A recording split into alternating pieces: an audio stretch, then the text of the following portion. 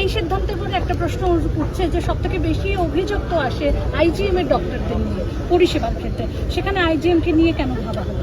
দেখুন, medical college একটা অন্য বিষয়। যে কোনো মেডিকেল কলেজে একজন ডাক্তার হিসাবে আপনি যদি একটা মেডিকেল কলেজে আপনার যদি সুযোগ পান বা স্টুডেন্টদের পড়ানোর সুযোগ পান, এটা কিন্তু একটা অন্যরকম একটা মানে মানসিক এবং একটা আত্মতুষ্টির কিন্তু একটা বিষয়, যে সেলফ স্যাটিসফ্যাকশন, যে আমি কলেজে পড়াই, আমি অধ্যাপক, সহ অধ্যাপক বা আমি সিনিয়র রেসিডেন্ট, অ্যাসিস্ট্যান্ট প্রফেসর বা এইরকম।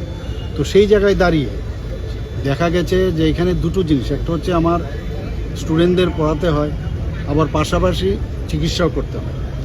কিন্তু দেখা গেছে, আমরা দেখেছি বহু যারা সুপার স্পেশালিস্ট আছে বা অন্যান্য অনেকে আছে, এদের মধ্যে দেখা যায় সময় মতো সেখানে পাওয়া যায় না।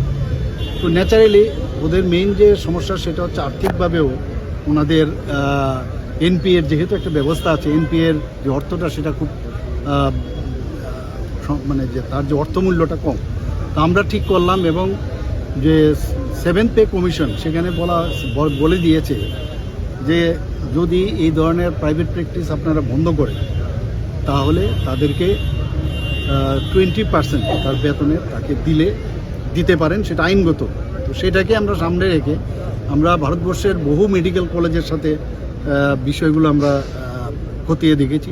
তার উপর ভিত্তি করেই কিন্তু আমরা ঠিক করলাম যে আগরতলা মেডিকেল কলেজ যেহেতু এটা এবং হসপিটাল, এবং এখানে ভালো ভালো ডাক্তাররা আছে, তাদেরকে যদি আমরা 20% বাড়িয়ে দিই, এবং একটা বেশ বড় অ্যামাউন্ট কিন্তু, তাহলে তারা যেটা আমাদের এইমসের মধ্যে রয়েছে, আবার অনেক মেডিকেল কলেজও আছে, even king George medical college Lucknow, আমি যেখান থেকে পাশ করেছি সেখানেও আছে, এরকম অনেক মেডিকেল কলেজে বহু রাজ্যের আছে। সেইগুলো আমরা খতিয়ে দেখার পর আমরা ডিসিশন নিলাম, কারণ আমাদের মেইন উদ্দেশ্য কি? মেইন উদ্দেশ্য হচ্ছে সাধারণ মানুষের সেবা। তো সাধারণ মানুষের সেবা যদি দিতে হয়, ডাক্তার বা নার্স বা অন্যান্য যারা প্যারামেডিক্সরা আছেন, ওদের অ্যাভেলেবিলিটি থাকা দরকার। এর জন্য আমরা ডিসিশন নিলাম যে একটা আমরা প্রথম পাইলট স্টাডি আমরা করি, যেহেতু অনেক প্রদেশে সেটা আছে। তো আমরা আগরতলা গভর্নমেন্ট মেডিকেল কলেজে আমরা কেন না শুরু করি।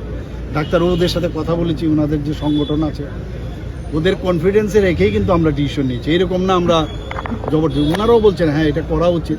আপনারাও জানেন মাঝে মাঝে আপনারাও ডাক্তার পাওয়া যায় না এবং পাওয়া যায় না। তো এই কারণেই আমরা ঠিক করেছি, যদি আমরা এই অ্যামাউন্টটাকে বাড়িয়ে দিই, তাদেরকে যদি সাম্মানিকটা আমরা দিই, আমি জানি এতে করে তারা যেরকম ইনকাম করে সেটা মানে হবে না, কিন্তু অ্যাটলিস্ট আমরা তো যা আইন বলছে আইনকে সামনে রেখে আমরা করেছি, এবং অনেকে স্যাটিসফাইড। তারা বলেছিল যে কিছু আমাদের রেগুলার প্রমোশন যাতে দেয়, আমরা প্রমোশন যা আছে সবকটাই আমরা দেব, এবং অনেকে তো ওয়েলকামও করছে এটাকে। এর জন্যই কিন্তু আইজিএম হসপিটালে নেক্সট হয়তো আমরা যাব। আমরা তো আগে একটা সময় ছিল, কোনো এক সময় সমস্ত ডাক্তারদের জন্যই প্রাইভেট প্র্যাকটিস বন্ধ করেছিল। আমরা এখন যাচ্ছি না, আমরা এটা পাইলট স্টাডি হিসাবে আমরা প্রথমেই Agartala government medical college GBP hospital, এই কারণেই আমরা এটাকে প্রথমে করেছি।